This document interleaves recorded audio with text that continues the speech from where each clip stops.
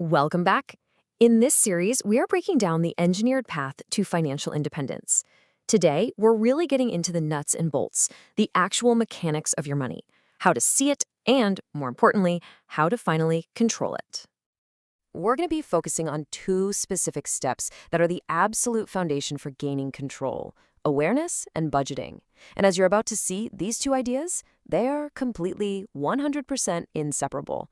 You can't have one without the other. And this really gets to the heart of our first step. It is all about radical transparency. I'm talking about looking at the full picture of your money, even and maybe especially the parts you'd much rather ignore.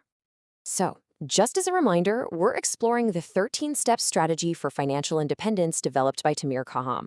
What's so unique about this approach is how it blends modern systems engineering with the timeless financial wisdom from The Richest Man in Babylon, a book he actually translated. It's this combo that makes it so powerful. And today, we're diving deep into steps 3 and 4. So you might be asking, is this for me?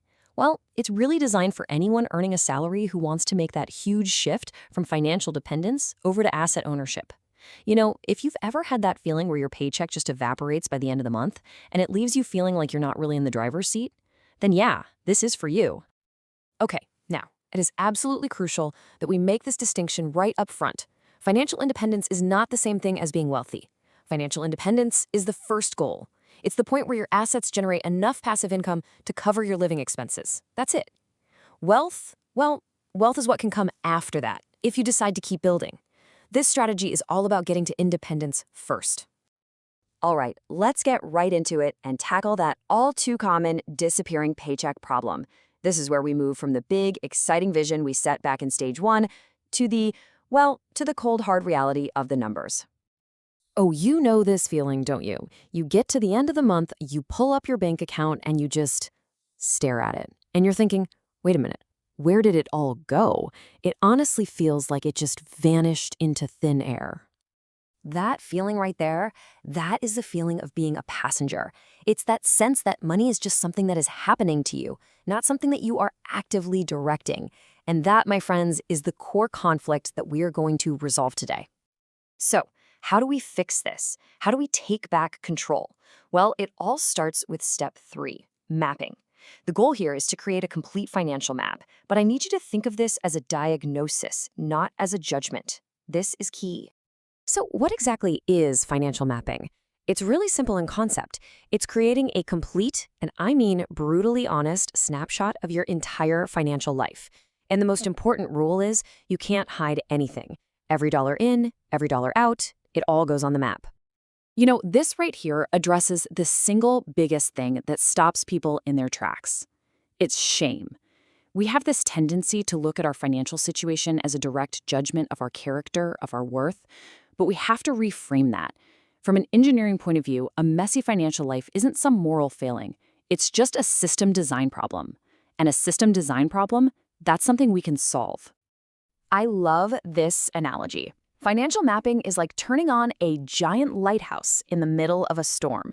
Now, the lighthouse isn't going to stop the storm, right? The waves are still going to crash. But what it will do is illuminate all those hidden rocks you're about to hit and show you exactly where your ship is leaking. Without it, you're just sailing blind. So what actually goes on this map? It's a full inventory. We're talking every single source of income, all your fixed expenses, like your rent or mortgage, all your variable expenses. Yep, that includes all those sneaky little subscriptions. And finally, a totally honest list of every single asset you own and every single liability you owe. The whole shebang. Okay, so you've turned on the lighthouse. You can see everything clearly for the first time. So now what? Now we move to step 4, which involves probably the most feared and hated word in all of personal finance, budgeting. But trust me, we are going to completely flip the script on what you think that means. This is the big reframe. A conscious budget is not a prison that's designed to restrict you and make you miserable. It's a permission slip. It's literally about giving yourself permission to spend money guilt-free on the things that you actually, truly value. Let's make this super practical.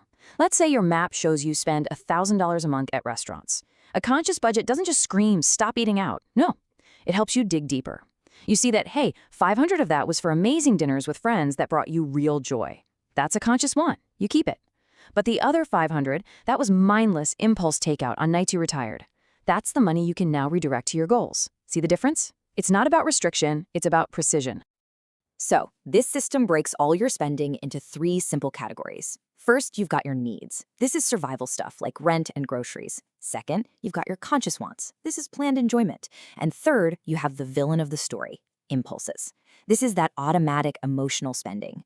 And listen, the goal is never to eliminate your wants. The goal is to hunt down and eliminate the impulses. Okay, this is where the magic really happens. When you put these 2 incredibly powerful steps together, the map and the budget, you're no longer just tracking money. You're building a complete steering mechanism for your financial life. Think of it just like this. You are the driver of the car. Your vision from back in stage 1, that's your destination. Your financial map, that's your GPS. It tells you exactly where you are right now, no judgment. And your conscious budget, that's your steering wheel. It's the tool that lets you actually point the car where you want to go and drive there, on purpose. And here's where these steps fit into the grand plan. They are literally the engine of stage 2, which is all about building your financial resilience. Mapping and budgeting are the core tools that let you turn simple awareness into actual, tangible control. So, I'll just leave you with this one question before we wrap up. Are you really ready to stop being a passenger and finally grab the steering wheel of your own financial life? Okay, before we recap, just a quick but very important disclaimer. All of this content is for educational purposes only. It is not personalized financial advice. Your success is going to depend on your own execution, so please be sure to consult with qualified professionals. So to wrap it all up, what are the big takeaways? First, your financial map is a diagnosis, not a judgment. Second, your budget is a permission slip, not a prison. Third, the whole game is about eliminating those wasteful impulses so you can fund your real vision. And finally, when you put them together, these tools transform you from a passenger to the pilot of your financial life. In our next explainer, we're going to get into step 5, cash flow stabilization. If you want to go even deeper on this stuff, you can find the full audio series by searching for Deep Dive Golden Path. And for all the visuals and the complete strategy, you're going to want to head over to the YouTube channel, The Golden Path to Financial Independence. Thanks so much for tuning in. We'll see you in the next one.